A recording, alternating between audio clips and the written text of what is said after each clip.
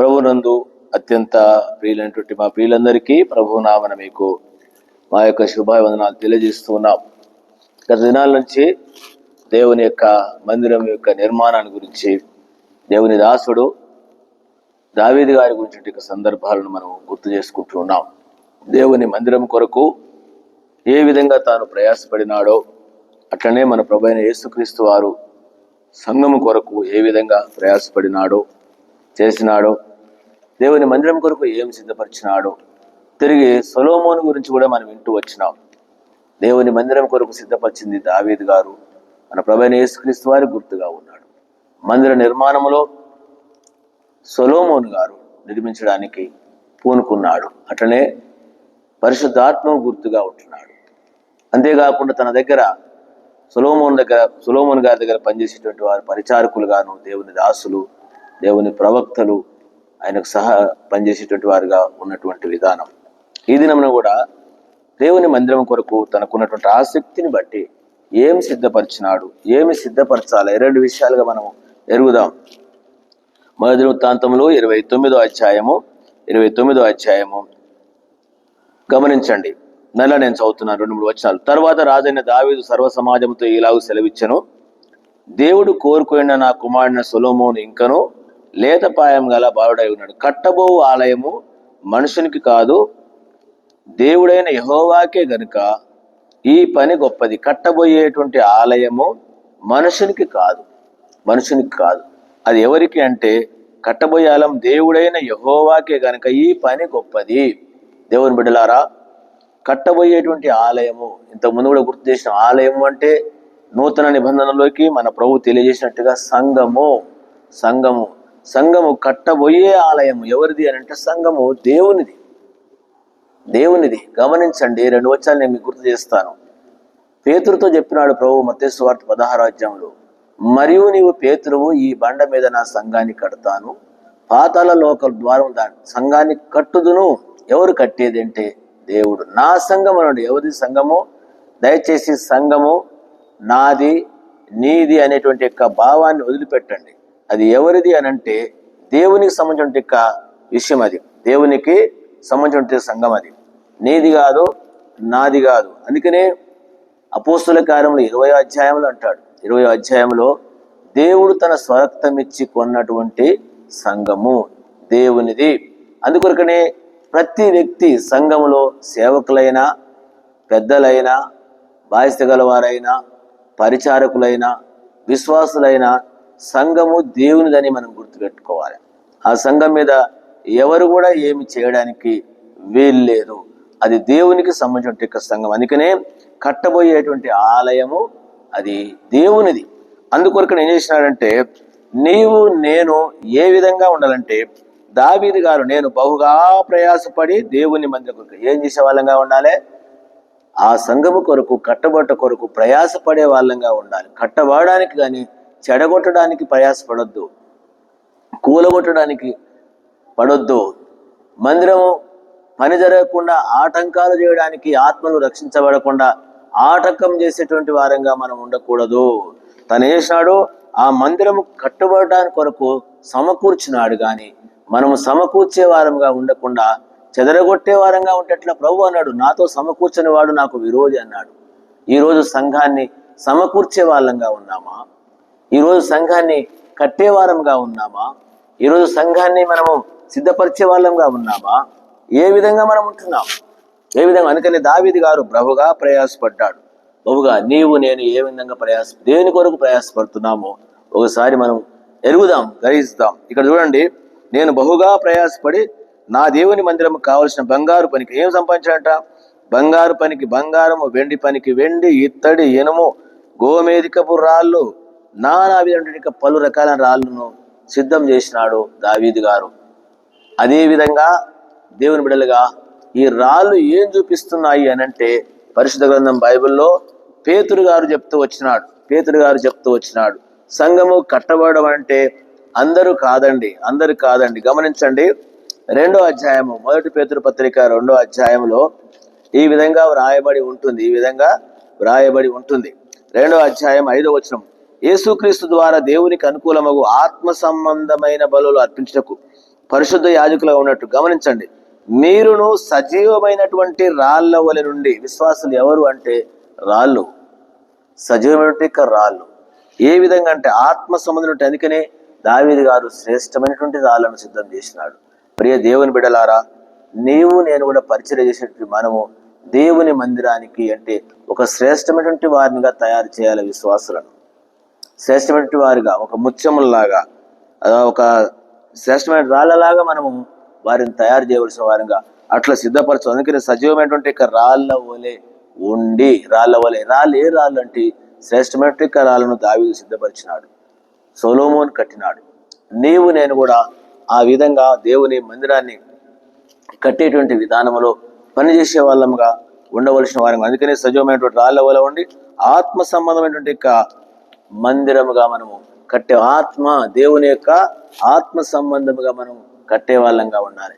ఈ చివరి దినాలంటే నీవు నేను ఏ విధంగా ఉన్నాం, మనం దేవుని మందిరం కొరకు ఏమి సిద్ధపరుస్తూ ఉన్నాం, ఎలాంటివి చేస్తూ ఉన్నాం. తాను సిద్ధం చేసినాడు, అన్ని సమకూర్చినాడు. ఈరోజు నీవు నేను సమకూర్చే వాళ్ళలాగా ఉన్నామా, చెదరగొట్టే వాళ్ళలాగా ఉన్నామా, దేవుని కొరకు ఏం సిద్ధం చేస్తున్నామో ఈ విషయాలు మనం ఎరగవలసిన వారంగా ఉంటుంది. అందుకనే కార్య ఆరంభం కంటే కార్య అంతము మేలు అని రాయబడి. అందుకనే మొదటిగా మనం గమనించవలసిన విషయం ఏంటంటే పేతురు గారి విషయంలో మనం కొన్ని విషయాలను తలంచాలని తెలియజేస్తూ ఉన్నాం. అందుకనే ప్రభువే చెప్పినాడు, ఈ బండ మీద నా సంఘాన్ని. దేవుడు ఎవరిని వాడుకున్నాడంటే మొదటిగా పేతురు గారిని వాడుకున్నాడు. అపోస్తల కార్యం 2వ అధ్యాయంలో మనకు తెలుసు, 11 మందిలో తాను కూడా ఒకటిగా లేచి దేవుని వాక్యాన్ని అందించినప్పుడు దాదాపు 3,000 మంది రక్షించబడ్డారు. నూతన నిబంధన యొక్క సంఘం 3,000 మంది రక్షించబడి వీరు అపోస్తల యొక్క బోధ, సహవాసమును, రొట్టె విచ్చుట, ప్రార్థన చేయటం ఎడతెగక ఉండిరి అని రాయబడింది. ఎడతెగక. అందుకనే మొట్టమొదటిగా ప్రభు తన దాసుని పేతురు గారి ద్వారా దేవుడు వాడుకొని సంఘము ప్రారంభించడానికి అలాంటి సంఘమును తాను ఏ విధంగా తెలియజేస్తున్నాడు పేతురు గారు అనంటే సజీవమైనటువంటి రాళ్ళలాగా నీవు నేను కట్టబడుతున్నామా, తీర్చబడుతూ ఉన్నామా, ఇంకా ఏమున్నాయండి. అలాంటి సంఘమే రేపు ప్రభు దగ్గర. దయచేసి గమనించండి, ఎట్లాంటి రాళ్ళు అనంటే శ్రేష్టమైనటువంటి రాళ్ళు, సజీవమైన రాళ్ళు అంట. గమనించండి ఎట్లా కట్టబడతాము. ఇదే 2వ అధ్యాయము 1 పేతురు పత్రిక 2:1 నుంచి, ప్రభువు దయాళుడని మీరు రుచి చూచి ఉన్నట్ల సమస్తమైన కపటమును అంటే గమనించండి, అంతేనా, 2వ వచనం 3 కలిసి ఉన్నాయి. ప్రభువు దయాళుడని మీరు రుచి చూచి ఉన్న ఎడల సమస్తమైన దుష్టత్వం అంట. ఆత్మ సంబంధిక మందిరంగా కట్టబడాలి అంటే దుష్టత్వం కలిగినటువంటి వాడు శ్రేష్టమైన రాయిగా ఉండలేడు, కాడు, కట్టబడడు. గుర్తుపెట్టుకోండి. నేను సంఘము, నేను రాయిని, నేను మందిరంలో, నేను అంటే ఒకవేళ మనుషులకు నీవు కట్టడానికి అక్కరొస్తావేమో కానీ దేవుని మందిరంగా కట్టబడడానికి నీకు లేదు. అందుకనే దుష్టత్వమును, సమస్తమైన కపటమును, 3వది వేషధారణ, 4వది అసూయ, 5వది సమస్త దూషణ మాటలు మాని అంట. ఎవరైతే వీటిని మానుతారో, ఎవరైతే వీటి నుంచి దూరం అవుతారో, అంతేకాదు కొత్తగా జన్మించిన శిశువులంట. శిశువుల్లాగా కొత్తగా జన్మించిన బిడ్డ ఏ విధంగా ఉంటుందో మన హృదయము, మన జీవితము ఆ విధంగా ఉండాలి. అట్లాంటి వారే దేవుని సంఘముగా దావీదు గారు సిద్ధపరిచిన కదా శ్రేష్టమైన రాళ్ళు అని. కొత్త నిబంధనలు ఏమన్నాడు, ఇక్కడ సజీవమైన రాళ్ళు అన్నాడు. సజీవమైన అంటే అంతేకాకుండా పౌలు ఏమంటాడు, వెండి బంగారం వెలగల రాళ్ళు అన్నాడు. ఇవన్నీ ఏంటి అంటే వెండి బంగారం వెలగల రాళ్ళు, ఇవన్నీ కూడా అగ్నిలో పరీక్షించబడి వచ్చినటువంటివి. అందుకని నా జీవితంలో ఇంకా దుష్టత్వం కలిగి ఉన్నామా, ఇంకా కపటం కలిగి ఉన్నామా, ఇంకా వేషధారణ కలిగి ఉన్నామా, ఇంకా అసూయ కలిగి ఉన్నామా, సమస్త దూషణ మాటలు దూషిస్తూ ఉన్నామా, ఇవి మానితే తప్ప నీవు ఆత్మీయమైనటువంటి రాయిగా కాలేవు, సజీవమైనటువంటి రాయిగా కాలేవు. ఆత్మసమైనటువంటి మందిరముగా కట్టబడడానికి లేదు. కాబట్టి ఏంటి అంటే ఆత్మసమైన మందిరం అంటే అదే. అందుకని ఇక్కడ ఏమంటాడు, దేవుని వాక్యము పాల వలన రక్షణ విషయం ఎదుగు నిమిత్తం ఆ పాలను, దేవుని వాక్యాన్ని, ఆ పాలను మనం స్వీకరించి దాంట్లో ఎదగాలి. దేంట్లో శ్రేష్టమైన జీవితంలో ఇవి మానాలి. ఈ 5 రకాల విషయాలు మాని కొత్తగా జన్మించిన శిశువులను పోలి కొత్త బిడ్డ అప్పుడే జన్మించిన బిడ్డ ఏ విధంగా తల్లి పాలను తాగుతూ దినదినానికి ఎట్లా బలము పొందుకుంటూ ఎదుగుతుందో అట్లా రక్షణ విషయంలో ప్రియ దేవుని బిడ్డలారా, విశ్వాసులారా ఎదగాలి. అప్పుడే నీవు నేను ఆత్మ సంబంధిక మందిరముగా సజీవమైన రాళ్ళను కట్టబడతాం. ఆ కట్టబడిన మందిరము అట్లాంటి రాళ్ళను గురించే ప్రభు సంతోషిస్తాడు. ఆ రాళ్ళ వల్ల కట్టబడిన మందిరం అట్లాంటి వారి ద్వారా నిర్మించబడిన సంఘమే రేపు మహిమగల సంఘముగా ఉంటుంది. అట్లాంటి సంఘము కొరకే ప్రభు వస్తున్నాడు. అట్లాంటి సంఘములలోనే ఆయన ఉంటాడు. అది ఆయన కోరేది, ఆయన కోరిక మేరకు. కాబట్టి ఈ మాటలు వింటుంటే మనము ఎలాంటి సంఘముకు కట్టబడుతున్నాం? ఇంకా ఈ దుష్టత్వంలో ఉండి, ఈ మోసంలో ఉండి, ఇట్లాంటి అబద్ధాల్లో ఉండి, ఇలాంటి వేషధారణతో ఉంటే కట్టబడలేవు. ఆత్మీయంగా నీవు నేను కట్టబడలేము. ఇది పేతురు గారి ద్వారా దేవుడు ఆత్మ మూలంగా తెలియజేస్తూ ఉన్నాడు. అందుకనే ఈ విషయాన్ని మనం గుర్తించి దేవుని యొక్క బిడలముగా మనలో ఆ అవిధేయత ఏంటిది? అది చెప్పండి. దుష్టత్వము, ఓర్వలేనితనము. ఒకడు చేస్తే మనం ఓర్వలేము, ఒకడు తింటే మనం ఓర్వలేము, ఒకడు మంచి బట్ట కట్టుకుంటే ఓర్వలేడు, ఒకడు పరిచర్య చేస్తే ఓర్వలేము. ఇట్లాంటి ఓర్వలేనితనము దుష్టత్వం. సౌలు యొక్క బుద్ధి దుష్టత్వం. కపటము అంట, బయటకు ఒకటి లోపట ఒకటి. కపటదారులు అంటే కపటము. ఏదో ఎక్కడ చూసినా ఎంత కపట సహోదరులు ఉన్నారు. ఇట్లాంటి సహోదరులు ఆత్మీయం కట్టబడతారు. నీ ద్వారా నువ్వు చేస్తే నీ ద్వారా ఆ కపటమే వస్తుంది వాళ్ళకు. గొర్రెకు గొర్రె పిల్లలే పుడతాయి. ఏ జంతువుకు ఆ జంతువే. నీవు చేసే పరిచయం, నీవు అట్లాంటి కపటంతో, వేషధారంతో, ద్వేషంతోటి, అసూయతోటి నువ్వు పరిచర్య చేస్తే నీవు ద్వారా వచ్చేటువంటి కూడా వాళ్ళు కపటము, వేషధారణ అట్లాంటి వాళ్ళే పుడతారు, అట్లాంటి వాళ్ళే ఉంటారు. అందుకని పరిచర్య చేసినటువంటి ప్రతి వ్యక్తి, సేవకులు కానీ ఎవరమైనా గుర్తుపెట్టుకోవాల్సిందంటే, నీలో కపటం ఉంటే ఆ కపటం ద్వారా చేసే పని అదే కపటస్తులే వస్తారు. నీలో వేషధారణ ఉంటే నీ వేషధారణే వాళ్ళకు వస్తుంది.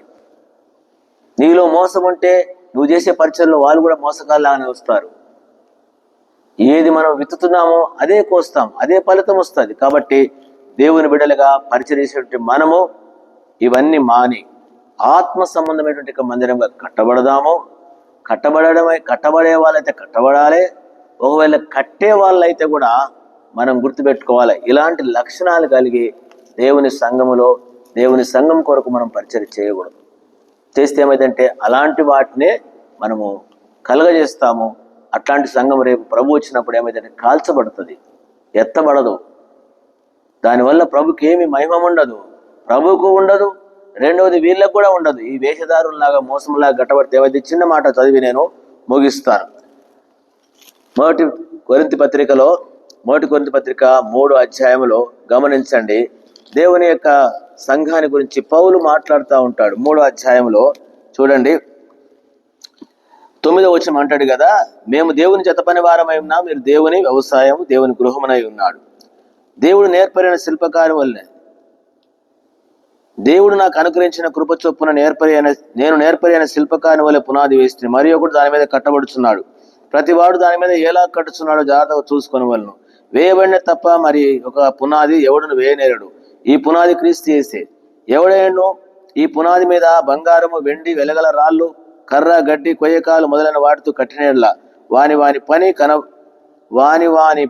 పని కనబడును. ఆ దినమున దానిని తేటపరచును, అది అగ్ని చేత బయలుపరచబడును.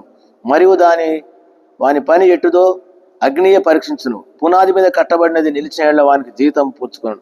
ఒకని పని కాల్చివేయబడిన వానికి నష్టం కలుగును. అతడు తన మట్టుకు తాను రక్షింపబడును గాని అగ్నిలో నుండి తప్పించుకున్నట్లు. గమనించండి, ఇంత సేవ చేసి నీ పని కాల్చబడి నువ్వు ఒక్కరిని తప్పించబడితే మేలా అనండి? ఎందుకండి ఇట్లాంటి సేవ చేయడం అండి? ఇట్లాంటి పరిచర్య చేయడం ఎందుకండి? ఇట్లాంటి సంఘాలని కట్టుకుంటూ పోవడం ఎందుకండి?